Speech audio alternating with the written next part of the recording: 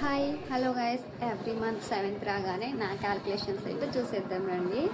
So ఇలా ఒక dairy అనేది తీసుకుంటాను, ఇలా పెన్ అనేది తీసుకుంటాను, ఇలా డైరీ ఓపెన్ చేసి సో నేను ఎలా క్యాల్కులేట్ చేసుకుంటానంటే చూడండి, మా ఆయన శాలరీ ఓకేనా.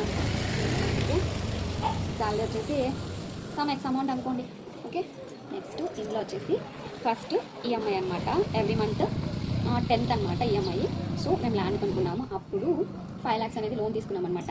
దానికి వచ్చేసి 30,000 అయితే అవుతుందన్నమాట. నెక్స్ట్ వచ్చేసి చిట్టి అనేది వేస్తున్నాము. సో అది వచ్చేసి 4 lakhs అనమాట. సో చిట్టి వచ్చి 20,000 ఎవ్రీ మంత్ అనమాట. ఓకేనా. నెక్స్ట్ హౌస్ రెంట్ వచ్చేసి rent, current bill, next wifi మొత్తం కలిపి రెంట్ వచ్చేసి 3,500. ఓకేనా. నెక్స్ట్ కరెంట్ బిల్ వచ్చేసి ఒక 500 వస్తుంది అంతేలేండి, ఎక్కువ రాదు. సో వైఫై వచ్చేసి 1100 అనమాట.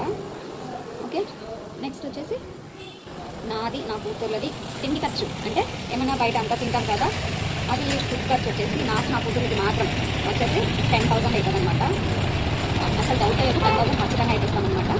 సో నెక్స్ట్ వెజిటేబుల్స్, ఇంట్లో కావాల్సిన గ్రాసరీస్ అన్నీ కలిపి ఒక 10,000 అవుతుంది అనుకోండి కదా, అవుతుంది కదా.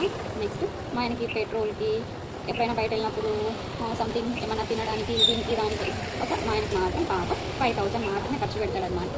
నేను నా కూతురు మాత్రం ఎక్కువ ఖర్చు పెడతానమాట. సో నా పెద్ద కూతురికి పాలు, నెక్స్ట్ వచ్చేసి మా ఆయనకి కాఫీకి వచ్చి ఎంత పెట్టామంటే డైలీ ఒక హాఫ్ లీటర్ తీసుకుంటాం అంతే. సో 20 రూపీస్ అంతే డైలీ. ఎంత అవుతుంది అంటే ఒక 600 అవుతుంది అనుకుంటా. 600 లేండి, ఎక్కువేం అవ్వదు.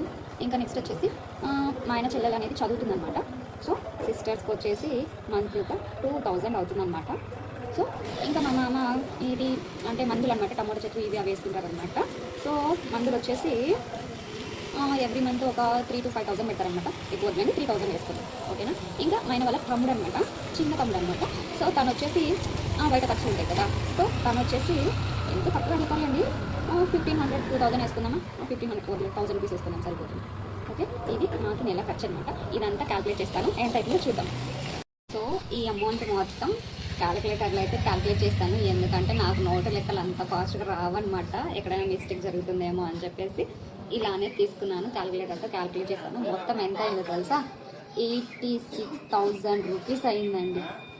86,000 రూపీస్ పర్ మంత్ మాకైతే ఖర్చు అనేది వస్తుంది అనమాట. చూడండి ఎంత ఖర్చు చేస్తున్నాము. ఇది మన నెల ఖర్చు. నాకు 7వ తేదీ రాగానే ఎవ్రీ మంత్ నేను ఇలా క్యాల్కులేట్ చేసుకుంటాను, దీనికింత దానికింత దానికింత అని. సో మొత్తంగా మాకయ్యే ఖర్చు వచ్చేసి 86,000 రూపీస్ పర్ మంత్.